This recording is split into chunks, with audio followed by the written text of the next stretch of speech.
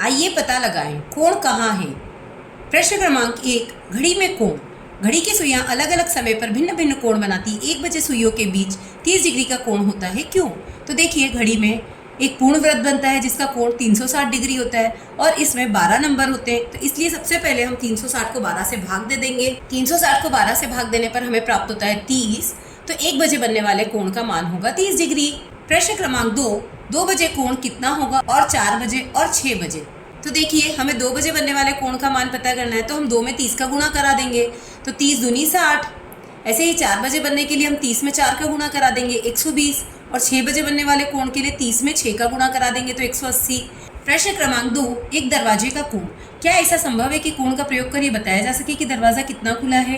कोण का शीर्ष और कोण की भुजाएं क्या होगी? तो देखिए, यहाँ हमें दरवाजे दे रखे हैं, तो इस दरवाजे में यहाँ बीच में जो बन रहा है ये कोण है और इसका शीर्ष होगा ये और भुजा होगी एक ये और एक ये। तो हाँ, कोण का प्रयोग कर ये बताया जा सकता है कि दरवाज़ा कितना खुला है। हमें आकृति कुछ इस प्रकार दी गई है, तो शीर्ष होगा O और भुजा होगी OA तथा OB। प्रश्न क्रमांक 3, विद्या झूले पर अपना समय आनंद से बिता रही है। उसने ध्यान दिया कि जब उसने झूलना शुरू किया तो जितना बड़ा कोण है उतनी ही अधिक गति वह झूले पर अर्जित कर रही है। लेकिन यह कोण है कहाँ? क्या आप यहाँ पर किसी कोण को देख सकते हैं? तो देखिए, झूले में पेड़ की टहनी है और ये झूला है और यहाँ पर इसके बीच में यहाँ एक कोण बन रहा है और जैसे ये जितना अधिक बनेगा विद्या उतना ज़्यादा पीछे जाएगी। झूले में कोण पेड़ की टहनी और झूले की रस्सी के बीच में बन रहा है। विद्या के पैर और झूले की सीट पर भी कोण बन रहा है। ये देखिए, विद्या का जो पैर है और ये झूले की जो सीट है इसके बीच में भी एक कोण बन रहा है, रस्सी और पैरों और झूले की सीट के बीच में। प्रश्न क्रमांक 4, यहाँ एक खिलौनों के दोनों ओर तिरछे तख्ते स्लैंटिंग स्लैब लगे हैं। जितना अधिक कोण या तख्ते का झुकाव होगा उतनी ही तेजी से गेंद लुढ़कती है। क्या कोणों का प्रयोग तख्तों के झुकाव के वर्णन में किया जा सकता है? प्रत्येक कोण की भुजाएं क्या होगी? कौन सी भुजाएं दिखाई देगी और कौन सी नहीं? तो देखिए, यहाँ पर एक खिलौना है जिसके बीच में ऐसे स्लैंटिंग स्लैब्स लगे हुए हैं और जैसे जितना ज़्यादा झुकाव होगा गेंद उतनी ज़्यादा लुढ़केगी। अब हमसे पूछ रहे हैं कि भुजाएं कहाँ हैं और कोण कहाँ है। प्रत्येक कोण की भुजाएं उसका झुकाव और खिलौनों की खड़ी रेखाएं होंगी। झुकाव वाली रेखाएं दिखाई देगी और खिलौनों की खड़ी रेखाएं दिखाई नहीं देंगी। प्रश्न क्रमांक 5, नीचे दिए गए चित्रों का अवलोकन कीजिए जिनमें एक कीट एवं उसकी घुमाई गई स्थितियाँ दिखाई गई है। क्या घूर्णन की मात्रा बताने के लिए कोणों का उपयोग किया जा सकता है? यदि हाँ, तो कैसे? कोण का शीर्ष बिंदु एवं उसकी भुजाएं कौन सी होगी? तो देखिए, अगर हम इस कीट की स्थिति को देखें तो एक भुजा ऐसे जा रही है और एक भुजा ऐसे जा रही है। ये 90 डिग्री का कोण बन रहा है, तो यहाँ पर एक 90 डिग्री का कोण बनेगा। जब ये घूम जाएगा तो देखिए ये ऐसा हो जाएगा, यहाँ पर फिर एक 90 डिग्री का कोण बनेगा। ऐसे ही अगला वाला जो है उसमें भी एक सीधी रेखा और एक खड़ी रेखा, यहाँ पर भी 90 डिग्री का कोण बन रहा है। फिर इसमें भी एक 90 डिग्री का कोण बन रहा है, तो ऐसे सभी में 90 डिग्री का कोण बन रहा है। तो हाँ, कीट के घूर्णन में 90 डिग्री का कोण बन रहा है। कोणों को बनाना।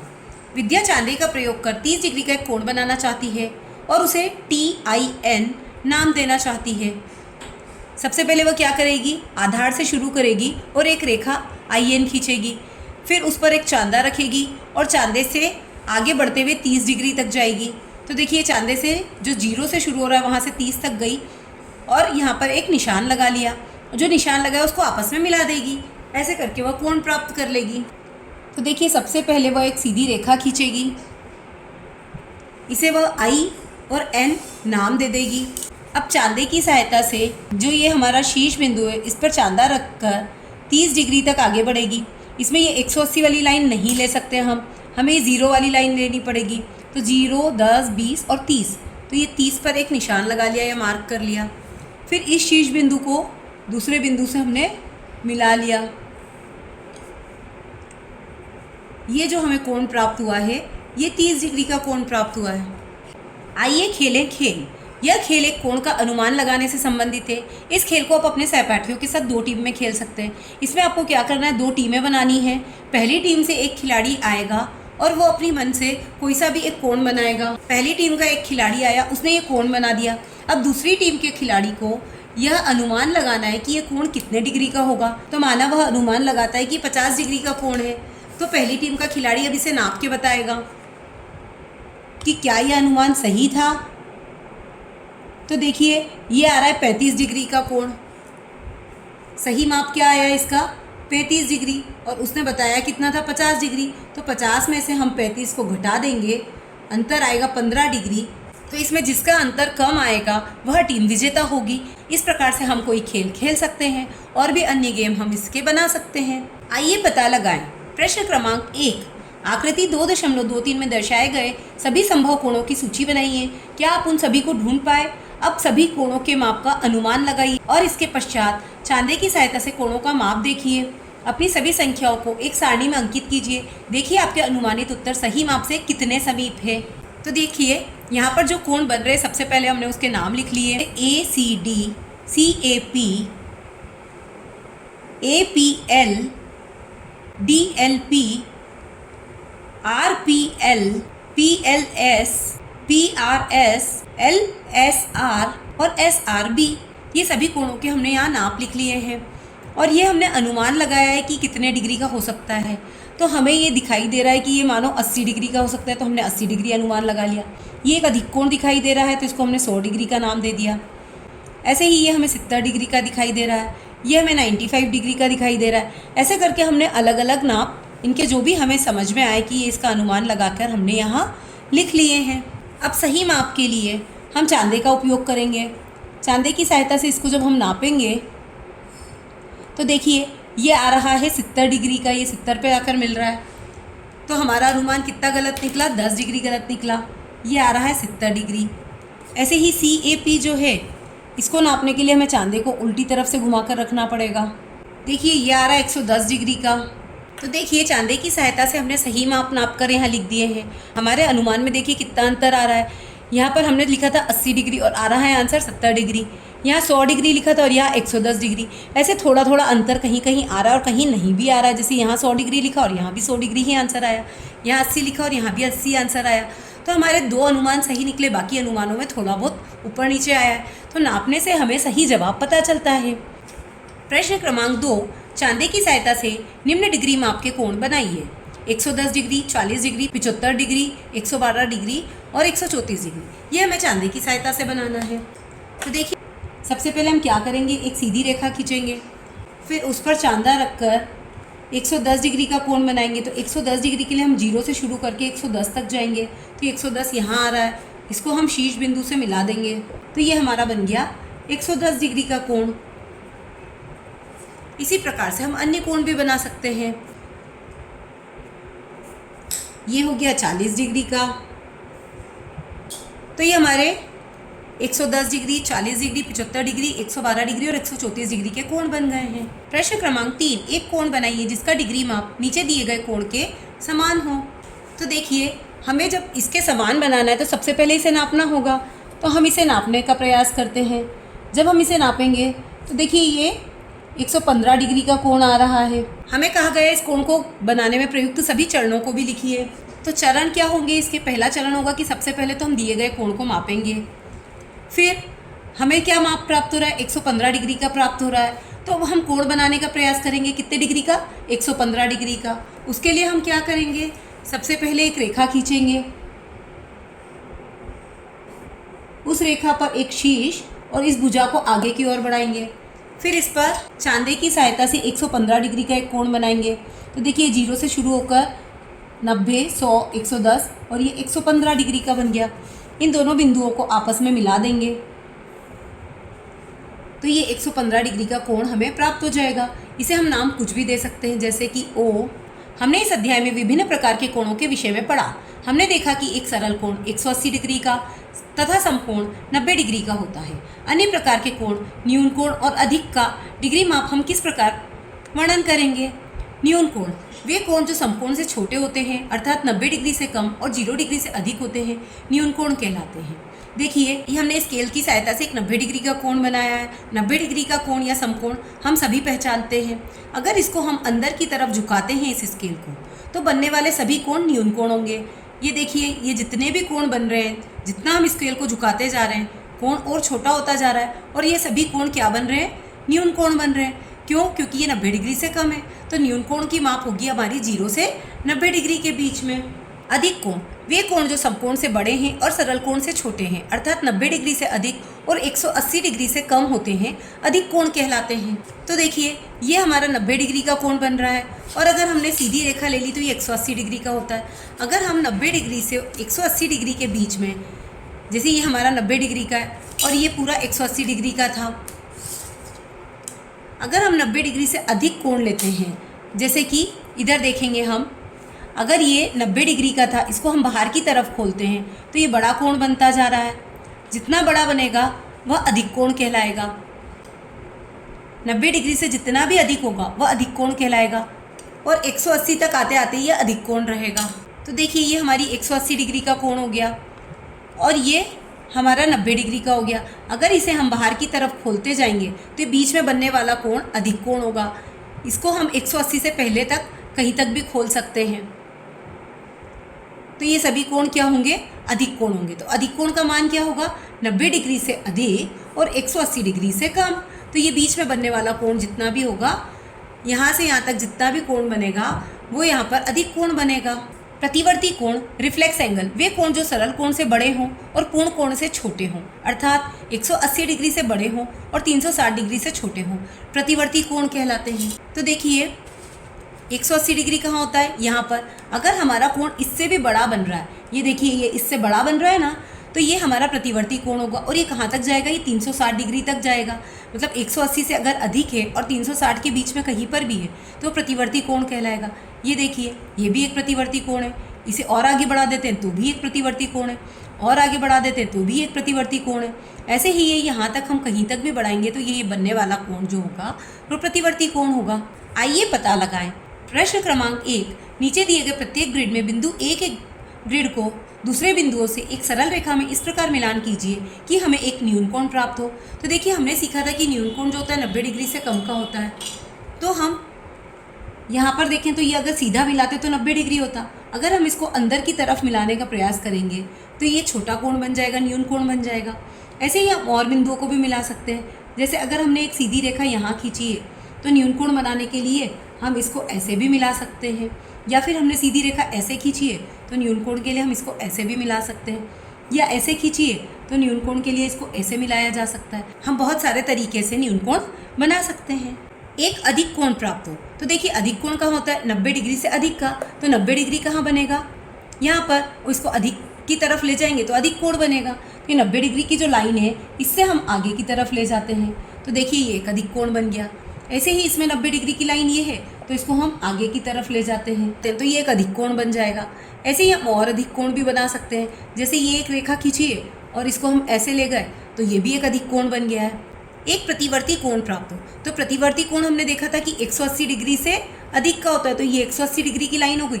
इसको अगर हम नीचे की तरफ ले जाएंगे तो ये देखिए एक प्रतिवर्ती कोण बन जाएगा। ऐसे ही ये लाइन है, इसको अगर 180 की बनानी है तो ऐसे बनेगी, और इसको अगर हम और आगे की तरफ नीचे ले गए तो ये 180 डिग्री से अधिक का कोण बन जाएगा या प्रतिवर्ती कोण बन जाएगा। ये बाहर बनने वाला जो कोण होगा वो प्रतिवर्ती कोण होगा। कोणों को चाप द्वारा अंकित कीजिए जिससे इच्छित कोणों की पहचान हो सके। एक आपके लिए किया गया है। तो देखिए इसको हम चाप द्वारा भी अंकित कर चुके हैं। प्रश्न क्रमांक 2, चांदे की सहायता से प्रत्येक कोण का माप निकालिए। प्रत्येक कोण को न्यून कोण, अधिक कोण और समकोण या प्रतिवर्ती कोण में वर्गीकृत कीजिए। तो हमें यहाँ पर एक चित्र दिया गया है, उसमें हमें नाम दिए गए कोण PTR, कोण PTQ, कोण PTW और कोण WTP। तो इसको हमको चांदे की सहायता से माप के इनके नाप लिखने हैं। तो देखिए PTR, इसके लिए हमें चांदे को ऐसे रखना होगा और इसको नापेंगे तो हम ये देखिए 30 डिग्री का आ रहा है। फिर ये PTQ, तो PTQ के लिए भी चांदे को ऐसे ही रखना होगा और इसे नापने पर यह आएगा 55 डिग्री का। और PTW, इसको नापने पर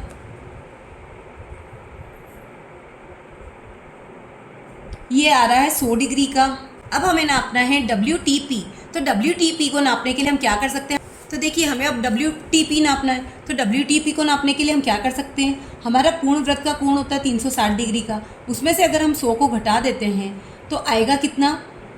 260 डिग्री। तो हमारा WTP कितना होगा? 260 डिग्री। तो यहाँ पर हमारे मान प्राप्त हो गए हैं।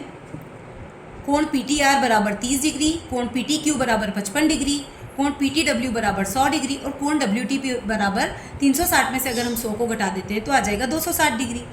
जो 30 डिग्री का कोण है वो 90 से कम है, इसलिए उसे हम न्यून कोण कहेंगे।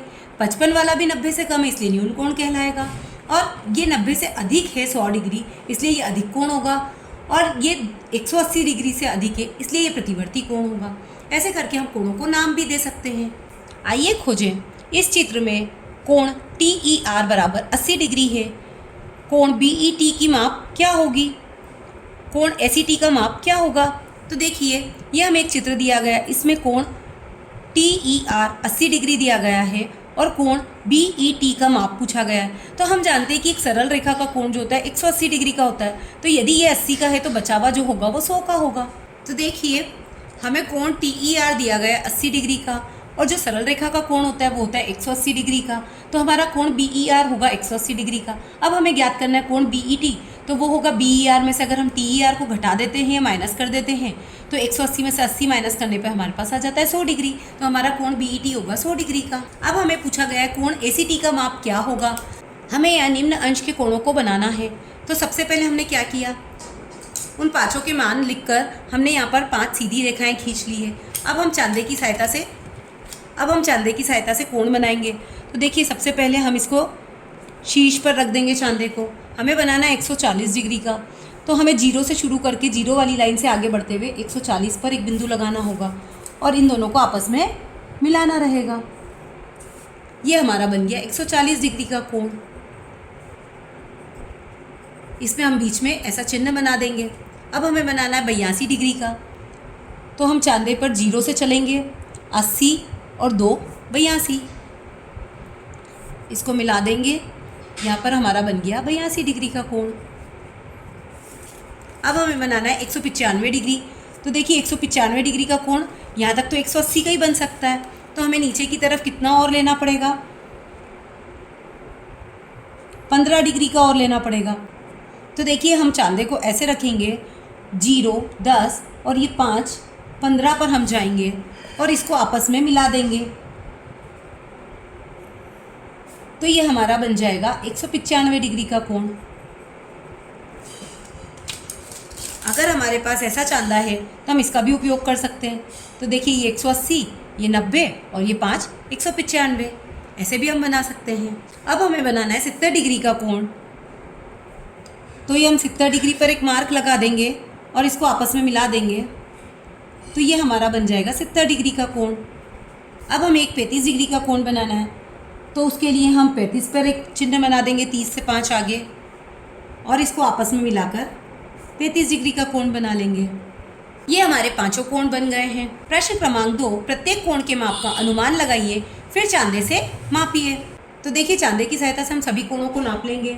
हमारा कोण A आ रहा है 45 डिग्री का, जबकि हमने लिखा था 30 डिग्री। ऐसे ही कोण B हमारा आ रहा है 165 डिग्री का।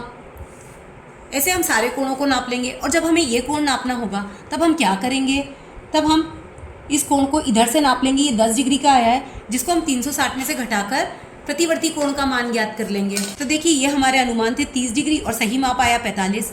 ऐसे ही हमने सारे अनुमान और उनके सही माप लिख दिए हैं और इसे ज्ञात करने के लिए हमने 360 में से 10 को घटाकर पता कर लिया है कि कितना आएगा। हमें कहा गया है कि इन कोणों को न्यून कोण, अधिक कोण, समकोण और प्रतिवर्ती कोणों में भी वर्गीकृत कीजिए। तो देखिए, जो 90 डिग्री से कम का है वो न्यून कोण होगा, जो 90 डिग्री से अधिक का है वो अधिक कोण होगा। तो ये दो हमारे 90 डिग्री से अधिक के तो अधिक कोण हो गए। फिर ये न्यून कोण हो जाएगा क्योंकि 90 डिग्री से कम का है। ये फिर 90 डिग्री से अधिक का है तो अधिक कोण हो जाएगा और ये 180 डिग्री से अधिक का है, इसलिए प्रतिवर्ती कोण हो जाएगा। तो ऐसे हम इन्हें वर्गीकृत कर सकते हैं। प्रश्न क्रमांक 3, एक आकृति बनाइए जिसमें 3 न्यून कोण, 1 समकोण और 2 अधिक कोण हो। हमने एक आकृति बना ली जिसमें कोण 1, 4 और 5 न्यून कोण है, कोण 2 और 3 अधिक कोण है और कोण 6 समकोण है। तो ये हमने कोणों के नाम भी लिख दिए हैं। प्रश्न क्रमांक 4, अक्षर M को इस प्रकार बनाइए कि दोनों ओर के कोण 40 डिग्री के हों और मध्य में कोण 60 डिग्री का हो। तो देखिए, हमें अक्षर M इस प्रकार से बनाने को कहा गया है कि दोनों ओर के कोण 40-40 डिग्री के हों और मध्य में कोण 60 डिग्री का हो। तो हमने ऐसा बना लिया है। ये हमने एक सीधी रेखा खींची, फिर यहाँ पर एक 40 डिग्री का कोण बनाया, फिर जो कोण बन गया था उससे हमने एक 60 डिग्री का कोण बनाया, फिर उसके बाद हमने वापस से 40 डिग्री का कोण बना है। तो देखिए ऐसा बनाने के कारण हमारा अक्षर एम थोड़ा सा टेढ़ा दिखाई दे रहा है, लेकिन ऐसे हम बना सकते हैं। प्रश्न क्रमांक 5, अक्षर y को इस प्रकार बनाइए कि 150 डिग्री, 60 डिग्री और 150 डिग्री के 3 कोण बने। तो देखिए 150 डिग्री का बनाने के लिए हमने जो सीधी रेखा खींची है, इस पर चांदे को रखकर सबसे पहले 150 डिग्री का कोण बना लेंगे, इन्हें आपस में मिला देंगे। ऐसे ही हम इधर से भी एक 150 डिग्री का कोण बना सकते हैं, या फिर पहले 60 डिग्री का भी बना सकते हैं। तो ये जो रेखा हमें प्राप्त हो गई है, इससे हम एक 60 डिग्री का कोण बना लेंगे। ये 60 डिग्री का कोण हो गया। और ये जो हमें तीसरा कोण प्राप्त हुआ है, ये अपने आप ही हमें 150 डिग्री का प्राप्त होगा। देखिए हम नाप के देख लेते हैं। ये देखिए, ये हमारा तीसरा कोण अपने आप 150 डिग्री का बना है। क्यों बना ऐसा? क्योंकि पूर्ण वृत्त का कोण जो होता है वो 360 डिग्री का होता है। तो इन तीनों को जब हम जोड़ेंगे तो 360 डिग्री आना चाहिए। तो देखिए 150, 60 और 150 तीनों को जब जोड़ा जाता है तब 360 डिग्री होता है।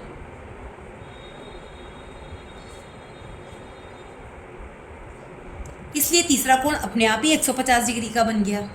प्रश्न क्रमांक 6, अशोक चक्र में 24 तीलियां होती, 2 संलग्न तीलियों के बीच कितने अंश का कोण होगा? 2 तीलियों के बीच सबसे बड़ा न्यून कोण क्या होगा? तो देखिए अशोक चक्र में 24 तीलियां हैं और पूर्ण वृत्त का कोण होता है 360 डिग्री का। तो 2 तीलियों के बीच बनने वाला कोण होगा 15 डिग्री का। अब हमसे पूछा गया कि 2 तीलियों में सबसे बड़ा न्यून कोण कौन सा बनेगा? तो देखिए 2 तीलियां जो है वो 15-15 की गेप पे एक एक तीली आगे बढ़ रही है। तो 15 में अगर हम गुणा करके देखें तो 5 बार में 75 आता है, और अगर इससे अधिक गुणा करते 15 छंग करते हैं तो 90 हो जाएगा। तो ये तो एक समकोण हो जाएगा। तो सबसे बड़ा न्यून कोण कौन सा होगा? 75 डिग्री का। प्रश्न क्रमांक 7, पहेली, मैं एक न्यून कोण हूँ। यदि आप मेरे माप को दुगुना करते हो तो आपको न्यून कोण ही प्राप्त होगा। यदि आप मेरे माप को तिगुना करते हो तो भी न्यून कोण प्राप्त होगा। यदि आप मेरे माप को 4 गुना करते हो तो भी न्यून कोण प्राप्त होगा। लेकिन यदि आप मेरे माप को 5 से गुना करते हो तो एक अधिक कोण प्राप्त होगा। तो बताइए मेरे संभावित कोण के माप क्या होंगे? तो देखिए न्यून कोण हमारा होता है 0 से अधिक और 90 से कम।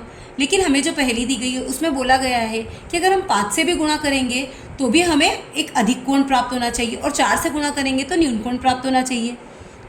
तो हमें जो पहेली दी गई उसमें कहा गया है कि यदि हम 4 से गुणा करते हैं तो भी हमें एक न्यून कोण प्राप्त होता है, लेकिन यदि हम 5 से गुणा कर देते हैं तो हमें एक अधिक कोण प्राप्त हो जाता है। तो हम एक उदाहरण लेके देखते हैं। अगर हम 15 का 5 में गुणा करते हैं तो 15 पंजे 75, मतलब ये तो एक न्यून कोण प्राप्त हो रहा है। तो हमें 15 से आगे बढ़ना पड़ेगा। तो अगर हम 18 में 5 का गुणा करते हैं तो 18 पंजे 90, जो कि एक समकोण है। और जबकि हमें क्या चाहिए कि अगर हम 5 से गुणा करें तो हमें अधिक कोण मिल जाए, तो हमें 18 से बड़े नाप लेने पड़ेंगे। तो देखिए यदि हम 18 से गुणा करते हैं तो 18 पंजे 90 होगा, लेकिन ये एक समकोण बनेगा। तो हमें क्या लेना पड़ेगा? 18 से बड़ा, मतलब 19, 20, 21 या 22। अब इसमें हम 23 क्यों नहीं ले सकते? तो 23 का अगर 4 में गुणा करते तो क्या आ जाता है? 92। तो ये क्या बन गया? अधिक कोण। लेकिन हमें क्या कहा गया था कि अगर 23 का 4 में गुणा करते हैं तो भी हमें न्यून कोण मिलना चाहिए। तो हमें ये एक अधिक कोण मिल रहा है, इसलिए हमारा आंसर क्या होगा? 19, 20, 21 और 22।